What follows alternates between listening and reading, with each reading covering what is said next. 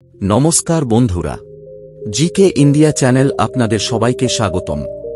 আজ আমরা এক অসাধারণ গল্প নিয়ে আলোচনা করব যা আমাদের জীবনে বুদ্ধির এবং প্রেরণার চিরন্তন বাণী নিয়ে আসে। তো চলুন তাহলে শুরু করা যাক। অনেক দিন আগে এক গ্রামে এক যুবক বাস করতেন।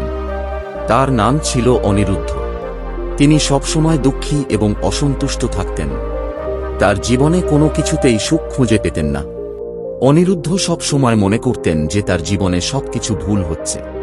তিনি তার পরিবারের সঙ্গে সময় কাটাতে পারতেন না, কাজের মধ্যে সন্তুষ্টি খুঁজে পেতেন না এবং বন্ধুরা তাকে সব সময় ভুল বোঝে। তিনি তার জীবন থেকে হতাশ হয়ে পড়েছিলেন। একদিন অনিরুদ্ধ তার এক বন্ধুর কাছ থেকে শুনলেন যে বাবাজি এক নিকটবর্তী গ্রামে এসে উপদেশ দিচ্ছেন। তার বন্ধু তাকে বলল, অনিরুদ্ধ, তুমি যদি সত্যি তোমার জীবনের সমস্যার সমাধান খুঁজে পেতে চাও তবে তুমি বাবাজির কাছে যাও। তিনি সত্যিই একজন জ্ঞানী মানুষ। অনিরুদ্ধ ভাবলেন, আমি যদি বাবাজির কাছে যেতে পারি তবে হয়তো আমি আমার জীবনের সকল সমস্যার সমাধান পেতে পারব। তিনি সেই গ্রামে যাওয়ার সিদ্ধান্ত নিলেন যেখানে বাঞ্জি উপদেশ দিচ্ছেন। বাবাজির কাছে যাত্রা। অনিরুদ্ধ গ্রামের জন্য যাত্রা শুরু করলেন। তিনি অনেক দূর পথ পাড়ি দিলেন। অনেক ক্লান্তি সত্ত্বেও তিনি থামলেন না। তিনি জানতেন যে তার জীবনের জন্য এটি একটি গুরুত্বপূর্ণ মুহূর্ত। তিনি অবশেষে সেই গ্রামে পৌঁছালেন যেখানে বাবাজি ছিলেন। গ্রামে পৌঁছানোর পর তিনি দেখতে পেলেন যে অনেক মানুষ বাবাজির উপদেশ শুনতে এসেছে। অনিরুদ্ধ তখন বাঞ্জির সামনে গিয়ে দাঁড়ালেন। বাবাজি তাকে দেখে মৃদু হাসলেন এবং বললেন, তুমি কিছু বলতে চাও? অনিরুদ্ধ বললেন, বাবাজি, আমি খুবই দুঃখী। আমার জীবনে কোনো কিছুতেই সুখ খুঁজে পাই না। আপনি কি আমাকে কিছু উপদেশ দিতে পারেন? বাবাজি একটু হাসলেন এবং বললেন, অনিরুদ্ধ, সুখ এবং দুঃখের মূল হল আমাদের চিন্তা এবং কাজ। তুমি যদি সত্যিই সুখী হতে চাও তবে তোমাকে নিজের মনকে নিয়ন্ত্রণ করতে হবে। অনিরুদ্ধ জিজ্ঞাসা করলেন, কিন্তু আমি কিভাবে আমার মনকে নিয়ন্ত্রণ করব? বাবাজি বললেন, প্রথমে তোমাকে বুঝতে হবে যে তোমার মন একটি বন্য ঘোড়ার মতো। যদি তুমি তাকে প্রশিক্ষণ না দাও তবে সে সব সময় এলোমেলোভাবে দৌড়াবে।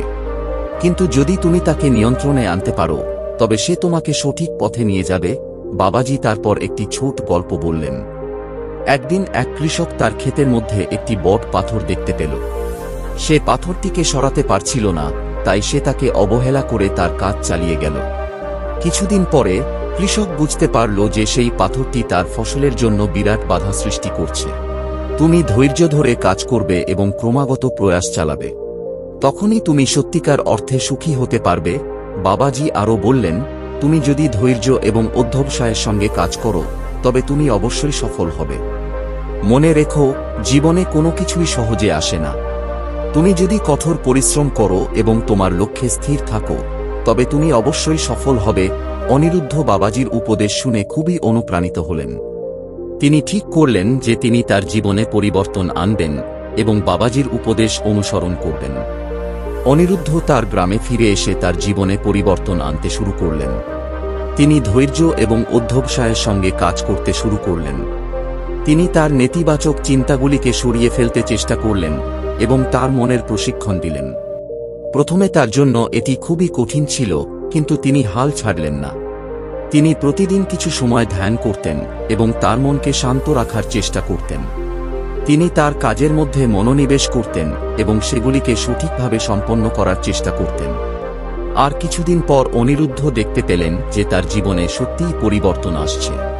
তিনি এখন আরও শান্ত এবং সুখী অনুভব করতেন।